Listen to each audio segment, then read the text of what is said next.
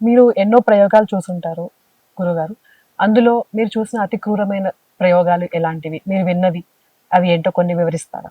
అమ్మ, మీరు అడిగిన ప్రశ్న చెప్పవచ్చునో సమాధానం చెప్పకూడదో నాకు తెలియదు, కానీ నేను విన్నది కొన్ని ప్రయోగాలు ఉన్నాయి. అయితే నేను చూసినవి చాలా తక్కువ, విన్నవి ఎక్కువ. చూసినవి అంటే అట్లాంటివి దాదాపుగా నేను చూసిన ప్రయోగాలు అంటే వాళ్ళ ఆ బాధలు పడుతున్నప్పుడు నేను చూసినవి తక్కువే. విన్నవి మాత్రం చాలా ఎక్కువ ఉన్నాయి. విన్నవి అంటే మా బంధువులలోనే కొంతమంది భూత వైద్యులు ఉండేవారు. వారు చెప్తుంటే నేను విన్నవి. తర్వాత కొంతమంది మంత్రశాస్త్రజ్ఞులు పెద్దవాళ్ళు చెప్తుంటే విన్నవి. అట్లాంటి వాటిలల్లో ఒక ఆయన బాగు చేసిన ప్రయోగాన్ని గురించి నేను విన్నాను. అదేంటంటే, ఎవరో ఒక ఆడ మనిషికి ప్రయోగం చేశారు.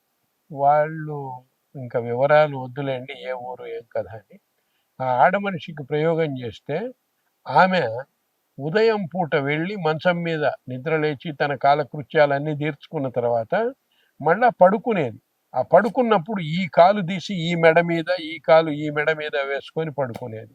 భర్త పోయి దుప్పటి కప్పేవాడు. ఇంకంతే, ఆ రోజంతా అట్లా ఉండేది పాపం ఆమె. ఇంకా ఆ రోజు మన స్పృహలోనే ఉండదు ఆమె. తిండి తిప్పలు ఏమీ ఉండదు. ఈ ప్రయోగం ఇట్లా వారములో ఏదో ఒక రోజు, ఏ రోజో ఒక రోజు జరిగేది ఈ రకంగా. ఈ ప్రయోగాన్ని ఒక విద్వాంసుడు మంత్రశాస్త్రజ్ఞుడు వెళ్ళి ఆయన అక్కడ ఏదో కొద్ది రోజుల పాటు ఉండి బాగు చేశాడు. అప్పటి నుంచి వాళ్ళకి ఆ బాధ తగ్గింది. తగ్గటం కాదు, పూర్తిగా అయిపోయింది. ఆయనకు ఆ ఊళ్ళో ఆ రెడ్లు పొలం ఇచ్చారు. ఆ పొలం కూడా చాలా కాలం ఆ బ్రాహ్మడే అనుభవిస్తూ ఉండేవాడు. తర్వాత అమ్ముకున్నారనుకోండి, అది వేరే విషయం. ఈ ఒక్క ప్రయోగాన్ని, ఇది చాలా ఘోరమైన ప్రయోగం. ఇది ఎట్లా చేశారో నాకు తెలియదు. ఇంకొక ప్రయోగము, అది విన్నా కానీ అది నేను చూడలేదు. అది అప్పుడప్పుడు తరచుగా జరుగుతుండే ప్రయోగాలు. రాళ్ళు పడే ప్రయోగం, ఏట్రాళ్ల ప్రయోగం అంటారు. ఆ ఏట్రాళ్ల ప్రయోగము ఒకటి. అది అడవిలోకి పోయి రాళ్ల కుప్పలు ఉంటాయి. ఆ రాళ్ళన్నీ కుప్పబోస్తారో లేక కుప్పలు ఉన్న చోటనో పోయి అక్కడ మంత్రించి యంత్రం పెడితే రోజుకు ఇన్ని రాళ్ళు ఇన్ని గంటలప్పుడు ఇవ్వడవాలని పెడితే అన్ని రాళ్ళు అక్కడ పడుతుంటాయి. ఆ పడే చోట మనిషి నిలబడితే మనిషి మీద పడవు. ఇట్లాంటివి జరిగినాయి. ఇది యథార్థం కూడా, ఇది అబద్ధం కాదు. ఎందుకంటే చాలా చోట్ల ఇది జరిగింది ఈ ప్రయోగం. అదొకటి. ఇంకొకరు ఒక ఇంట్లో రాత్రిపూట కరెక్ట్గా అర్ధరాత్రి అయ్యేటప్పటికి ఇసుర్రాయి దానంతట అది తిరిగేది పాపం. వాళ్ళు భయభ్రాంతులు అయిపోయేవాళ్ళు. ఆ నిద్రపోతుండేవాళ్ళు దానంతట అది తిరిగేటప్పటికి మెళుకు వచ్చేది.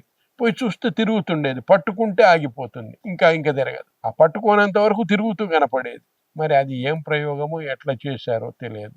బట్టలు కాలిపోవటము, తర్వాత కత్తెరబడటము, దండెం మీద వేసిన బట్టలకు కత్తెరబడటము, ఇట్లాంటి ప్రయోగాలు, చిన్న చిన్న ప్రయోగాలు. ఇవి భయభ్రాంతులను చేసే ప్రయోగాలు ఇవి. ఇట్లాంటివి కూడా నేను విన్నాను. ఇట్లాంటివి కూడా మా బంధువులలో ఒక ఆయన ఇటువంటి ప్రయోగాలు నయం చేసినట్లు, బాగు చేసినట్లు చెప్తుంటే నేను విన్నాను. వాళ్ళకి అబద్ధం చెప్పవలసిన పని లేదు.